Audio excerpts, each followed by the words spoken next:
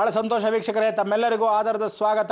ನಿಮ್ಮೆಲ್ಲರ ಈ ಬ್ರಹ್ಮಾಂಡ ಲೋಕದ ಕೊನೆಯ ಅಧ್ಯಾಯ ಏನಿದು ಅಂದರೆ ಪಂಚಭೂತಗಳ ವಶೀಕರಣ ಅಂತ ಇವತ್ತು ಹೇಳ್ಕೊಟ್ಟೆ. ಭಗವಂತನ ಕೃಪಾ ಕಟಾಕ್ಷ ಬಹಳ ಮುಖ್ಯ ಅಂತ. ಇವತ್ತು ಕಾಶಿ ಕ್ಷೇತ್ರದಲ್ಲಿ ವಿಶೇಷವಾಗಿರ್ತಕ್ಕಂಥ ಸಂಗತಿಯನ್ನು ಮಾತಾಡ್ತಕ್ಕಂಥ ಅವಕಾಶವನ್ನು ದೇವರು ಮಾಡ್ತಾನೆ ಅಂತ. ಆಕರ್ಷಣೆ ಗ್ರಹ ಅನ್ನೋದು ಏನು ಎತ್ತ ಅನ್ನೋದು ನಿಮಗೆ ಗೊತ್ತಿರಬೇಕು. ಕಾಶಿನಲ್ಲಿ ಎಲ್ಲ ದೇವರಿಗಿಂತ ವಿಶೇಷವಾಗಿರ್ತಕ್ಕಂಥ ಅನುಗುಣ. ಈ ಕಾಶಿ ಕ್ಷೇತ್ರದ ಯಾತ್ರೆಯನ್ನು ಮಾಡ್ತಕ್ಕಂಥವ್ರು ವಯಸ್ಸಾದವ್ರು ಮಾತ್ರ ಅಲ್ಲ ರೀ, ಚಿಕ್ಕವರು ಹೋಗಿ ಬರ್ಬೋದು. ಆ ಕಾಲದಲ್ಲಿ ಭಯ ಏನು ಅಂದರೆ ಹೋದವನು ವಾಪಸ್ ಬರಲ್ಲ ಸರ್. ಯಾತಕ್ಕೆ ಅಂದರೆ ಎತ್ತಿನ ಗಾಡೀಲಿ ಹೋಗಬೇಕು, ನಡ್ಕೊಂಡು ಹೋಗಬೇಕು. ಟ್ರೈನ್ಗಳು ಯಾವತ್ತೋ ಇರ್ತಿತ್ತು, ಏರೋಪ್ಲೇನ್ ಮೊದಲೇ ಇಲ್ಲ, ಬಸ್ ರೂಟ್ ಸರಿ ಇಲ್ಲ, ರಸ್ತೆಗಳು ಮೊದಲೇ ಇಲ್ಲ, ಕಾಡಲ್ಲಿ ನಡ್ಕೊಂಡು ಹೋಗಬೇಕು, ಪ್ರಾಣಿಗಳಿಗೆ ಆಹಾರವಾಗಿಬಿಡ್ತೀವೋ ಏನೋ, ಹೀಗಿತ್ತು ಕಾಲ. ಅದಕ್ಕೆ ಕಾಶಿ ಅಂದರೆ ಭಯ ಇರ್ತಿತ್ತು. ಸರಿ, ಗಂಡಂದ್ರು ಇಂಥ ಒಂದು ಪರಿಸ್ಥಿತಿನ ಹೆಣ್ಣು ಮಕ್ಕಳ ಹತ್ರ ಆಟ ಆಡೋಣ ಅಂತ ಮದುವೆ ಟೈಮಲ್ಲಿ ನೋಡೇ ಅಪ್ಪ ವರದಕ್ಷಿಣೆ ಕೊಡದೇ ಇದ್ರೆ ನಾನು ಕಾಶಿ ಹತ್ರ ಹೊರಟೋಗ್ತೀನಿ ಅಂತ ಭಯ ಪಡಿಸ್ತಿದ್ರು. ಬಲೆ ನಾಟಕ ಆಡೋರು. ಇದಕ್ಕೆಲ್ಲ ಒಂದು ಸೂಕ್ತವಾಗಿರತಕ್ಕಂಥ ಉದಾಹರಣೆ ಇವತ್ತಿನ ದಿವಸ ಪ್ಲೈನ್ ಇದೆ, ಹೆಲಿಕಾಪ್ಟರ್ ಇದೆ, ಟ್ರೈನ್ ಇದೆ, ಆನಂದವಾಗಿ ಹೋಗಿ ಬರ್ತಕ್ಕಂಥ ಅವಕಾಶ ಇದೆ. ಪ್ರತಿಯೊಬ್ಬರು ಬೇಗ ಹೋಗುವಂಥ ಪ್ರತಿಪೂರ್ವಕವಾಗಿರ್ತಕ್ಕಂಥ ಜಗತ್ತು ಇವತ್ತು. ರಸ್ತೆ ಚೆನ್ನಾಗಿದೆ. ನಿಜಕ್ಕೂ ಹೇಳ್ತೀನಿ ನೋಡಿ, ಪ್ರತಿಯೊಬ್ಬನಿಗೂ ಕಾಲ ತಸ್ಮೇ ನಮಃ ಅಂತ ವಿಶ್ವನಾಥ ಕಾಯ್ತಾ ಇರ್ತಾನೆ. ಪಾಪ ಅವನು ಬೇಜಾರು ಮಾಡ್ಕೊಂಡ್ಬಿಡ್ತಾನೆ. ಕಾಶಿ ವಿಶ್ವನಾಥ ಸ್ವಾಗತಿಸ್ಬಿಡೋಣ, ಕಾಶಿ ಮಾತಾಡೋಣ. ಬನ್ನಿ ವೀಕ್ಷಕರೇ.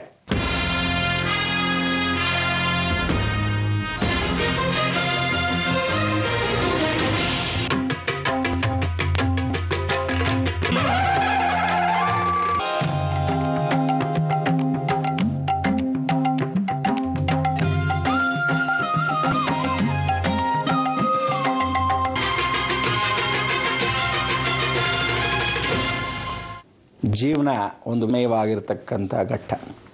ಜಗತ್ತಲ್ಲಿ ಪ್ರತಿಯೊಂದು ಹಂಪನ್ನು ಪ್ರತಿಯೊಬ್ಬ ಮನುಷ್ಯ ದಾಟಬೇಕು. ಇವತ್ತು ವೆಹಿಕಲ್ಸ್ ಹೋಗ್ತಾ ಇದ್ರೆ ಒಂದು ಹಂಪು, ತದನಂತರ ಒಂದು ಗೇಟು, ಆದಮೇಲೆ ಒಂದು ಸಿಗ್ನಲ್.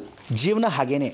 ಅದೇ ರೀತಿಯಾಗಿ ಪ್ರತಿಯೊಬ್ಬ ಮನುಷ್ಯ ಹುಟ್ಟುತ್ತಾನೆ, ದೊಡ್ಡವನಾಗ್ತಾನೆ, ಏನಾದರೂ ಕಲಿತಾನೆ, ಕಲಿಸ್ತಾನೆ. ಜೀವನದಲ್ಲಿ ಎಲ್ಲವನ್ನೂ ತಿಳ್ಕೊಂಡು ಅರಿತು ಬಾಳ್ತಾನೆ. ಪ್ರತಿಯೊಬ್ಬನು ಮುಪ್ಪಿನ ವಯಸ್ಸಿಗೆ ಹೋಗಲೇಬೇಕು. ಮಧ್ಯ ವಯಸ್ಸುಗಳಲ್ಲೇ ಎಷ್ಟೋ ಜನ ಹೋಗ್ತಾರೆ ಈ ಕಾಲದಲ್ಲಿ. ಆ ಕಾಲದಲ್ಲಿ ಎಷ್ಟಪ್ಪ ವರ್ಷ ಮನುಷ್ಯನಿಗೆ ಅಂದರೆ 120 ವರ್ಷ ಒಂದು ಆನೆಗೆ, ಒಂದು ಮನುಷ್ಯನಿಗೆ. ಅಷ್ಟು ವರ್ಷಗಳ ಕಾಲ ಇಲ್ಲವೇ ಇಲ್ಲ. 50 ಬರಲಾ ಗುಡ್ ಬಾಯ್ ಅಂತ ಅಂದ್ಬಿಡ್ತಾನೆ. ಆಕ್ಸಿಡೆಂಟಲ್ಲಿ ನೆಗೆದು ಬಿದ್ದೋಗ್ತಾನೆ. ಯಾಕೆಂದರೆ ಆತ್ರದವನಿಗೆ ಬುದ್ಧಿಮಟ್ಟ. ಇವತ್ತಿನ ದಿವಸ ಸ್ಪೀಡ್ ಲೈಫ್ ಬೇಕು, ಎಷ್ಟೋ ಜನಕ್ಕೆ ಫಾಸ್ಟ್ ಬೇಕು.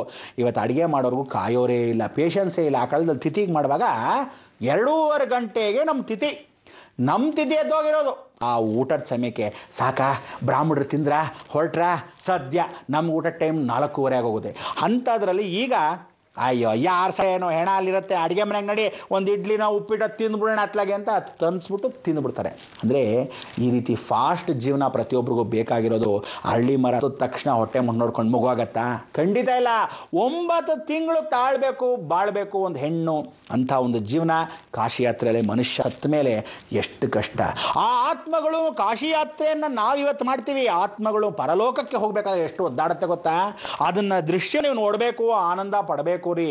ನಿಜವಾಗ್ಲೂ ಇಂಥ ಒಂದು ಹೆಣದ ಸ್ಮಶಾನದ ವಾತಾವರಣ ಸುಟ್ಟಾಗ ಬಂದಾಗ ಹೇಗಾಗತ್ತೆ ನೋಡಿದ್ರೇನೆ ನಿಮಗೆ ಗೊತ್ತಾಗತ್ತೆ. ಬನ್ನಿ ಆ ಒಂದು ಸಂಗತಿಯನ್ನು ನೋಡೋಣ.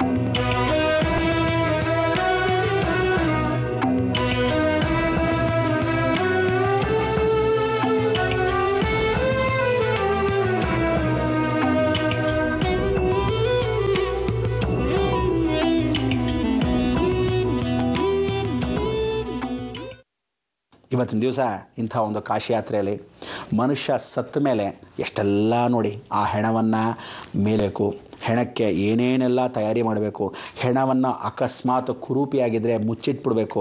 ಇವತ್ತಿನ ದಿವಸ ಪೋಸ್ಟ್ ಮಾರ್ಟಮ್ ಮಾಡ್ತಾರೆ. ಇವತ್ತಿನ ದಿವಸ ಹಾಸ್ಪಿಟ್ಲಿಗೆ ಹೋಗಿ ಬರುತ್ತೆ ಹೆಣ. ಆಕ್ಸಿಡೆಂಟ್ ಆದವನಿಗೆ ಪ್ರತಿಯೊಬ್ಬನಿಗೂ ಪೋಸ್ಟ್ಮಾರ್ಟಮ್ ಮಾಡ್ತಾರೆ.